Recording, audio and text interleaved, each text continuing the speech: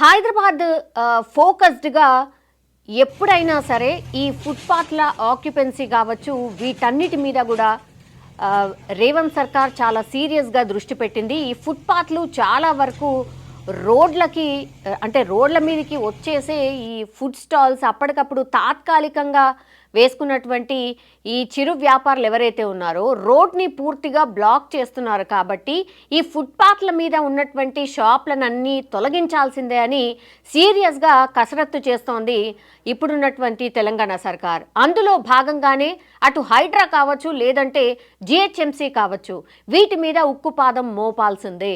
ఎవరు అడ్డొచ్చినా సరే ఖచ్చితంగా వాటిని తొలగించాల్సిందే అని టార్గెట్గానే అక్కడక్కడ అప్పుడప్పుడు ఇట్లాంటి ఫుట్పాత్లకు సంబంధించిన షాప్లను తొలగిస్తూ వస్తోంది.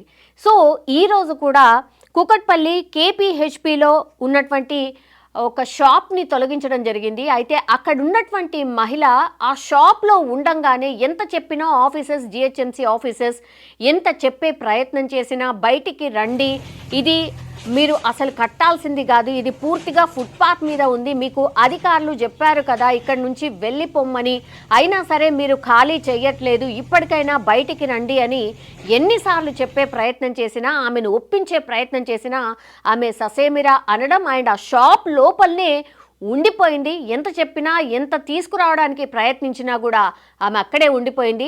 ఆమె అందులో లోపల అంటే రేకుల షెడ్ అది, ఆమె అందులో లోపల ఉండంగానే పూర్తిగా ఆమె వచ్చేసి పూర్తిగా ఆమె అందులో ఉండంగానే ఆ రేకులని కూల్చే ప్రయత్నం జరిగింది. ఇది ఒక షాకింగ్ ఇన్సిడెంట్. నిజంగానే ఆ మహిళ షాప్లో ఉండంగానే జిహెచ్ఎంసీ అధికారులు దాన్ని డిమాలిష్ చేసే ప్రయత్నం చేయడం నిజంగానే ఇది షాకింగ్ అనుకోవచ్చు.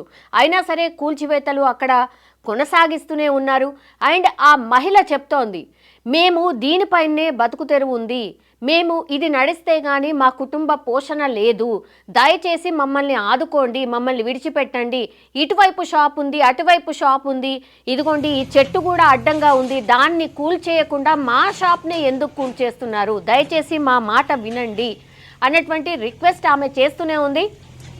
అండ్ అక్కడ కొంత ఆమె దుర్భాషలాడుతూ కూడా చాలా మట్టుకి ఆమె చెప్తుంది. ఒకవైపు రిక్వెస్ట్ చేస్తుంది, ఇంకోవైపు ఏమో అసలు మేము ఎప్పటి నుంచో ఉన్నాము, కేసీఆర్ ఉన్నప్పుడు మమ్మల్ని ఇంత కూడా ముట్టుకోలేదు, మమ్మల్ని బతకనిచ్చాడు, ఇట్లా చిన్న చిన్న వ్యాపారాల మీద ఎప్పుడు కూడా కేసీఆర్ అనే వ్యక్తి మమ్మల్ని ఏమీ అనలేదు, మేము బతకడానికి ఆయన అవకాశం ఇచ్చారు, ఎప్పటి నుంచైతే రేవంత్ రెడ్డి సర్కార్ వచ్చిందో పూర్తిగా కూల్చివేతలే ఉన్నాయి, చాలా వరకు చిన్న చిన్న వాళ్ళ గుడిసెలు కావచ్చు, లేదంటే వాళ్ళు నడుపుకుంటున్నటువంటి షాప్లనే కూల్చుతున్నాడు, ఇది మీకు న్యాయమా, ఇప్పుడు మా సామాను కూడా తీయనీయకుండానే మా సామాన్ అందులో ఉంది, మేము తీసుకుంటామని రిక్వెస్ట్ చేసినా కూడా వినకుండా కూల్చేస్తున్నారు, ఇది ఎంతవరకు న్యాయమని ఆమె గట్టిగా మాట్లాడడం, ఏడవడం ఇవంతా కూడా జరిగింది. నాకు కావాలా ఒక్కటి, ఓన్లీ నా సామాన్ తీసుకునేంత వరకు ఆగదుండే. నేను 10,000 రెంట్ కట్టుకుంటున్నా, 10,000 రెంట్ కట్టుకుని ఉంటున్నా.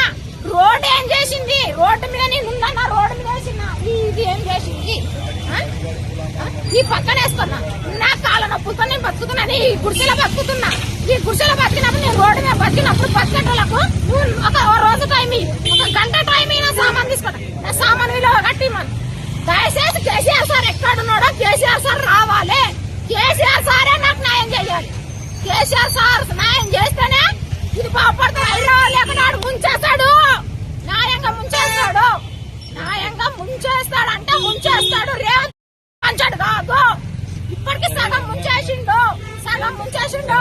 నా కడుపు కోత ఇంత ఉంది, నేను ఎవరితో చెప్పుకోవాలి, ఎవరున్నారు నాకు వెనకాల, ఇప్పుడు ఈ బాధ ఇదంతా ఎవరు తీయాలి, ఎవరు ఇప్పుడు ఇంత అన్ని ఇరిగిపోయినాయి, నా సామాన్లు తీసుకునేదాకా నాకు టైం ఎందుకు ఇవ్వలేడు, 5 నిమిషాలు టైం ఇండి సార్ చదువుకుంటా, 5 నిమిషాలు టైం ఇండి అంటే వెళ్ళాడు, నా సామాన్లు వెళ్ళిపోయినాయి, నా కొడుకు కష్టం చేస్తాడు, నేను ఇప్పుడు ఏడో బతకాలి చూపిండి నాకు దారి, రేవంత్ రెడ్డి నాకు రేపటికాలు చూపించాలి, లేదా కేసీఆర్ సార్ కాలు పట్టుకుంటా పోయి కేసీఆర్ సార్ నీకు ఉన్నప్పుడే నాకు బాగుండే హైదరాబాద్ నాశనం చేయడానికి వచ్చిండని చెప్తా, హైదరాబాద్ నాశనం చేయడానికి వచ్చిండు రేవంత్ రెడ్డి.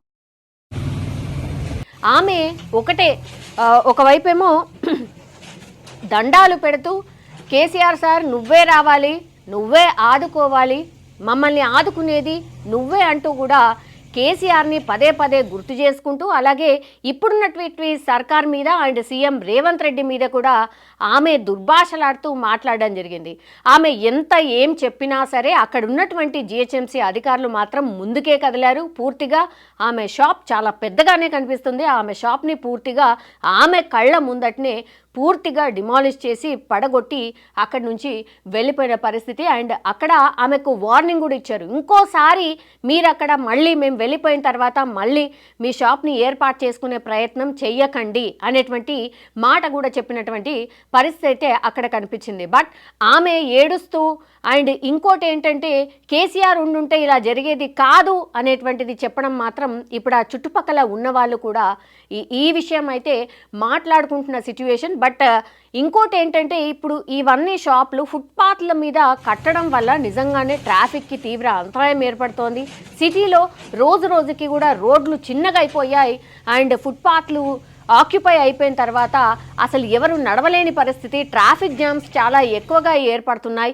ఇది పదే పదే అందరూ అనుభవిస్తున్నటువంటి నరకమే. అందులో భాగంగానే ఎంతమంది బాధపడినా, ఎంతమంది శాపనార్థాలు పెట్టినా, ఇంకోటి ఏం చేసినా కూడా ఇది అందరూ ప్రజల శ్రేయస్సు కోసం మేము ఖచ్చితంగా మమ్మల్ని తిట్టినా సరే కొన్ని మేము చాలా కఠినంగా ఉండాల్సిందే అని కాంగ్రెస్ గవర్నమెంట్ చెప్తోంది. అలాగే అధికారులకు కూడా అదే ఆదేశాలు డెఫినెట్లీ ఉన్నట్టయితే మనకైతే స్పష్టమవుతున్న పరిస్థితి అయితే కనిపిస్తోంది.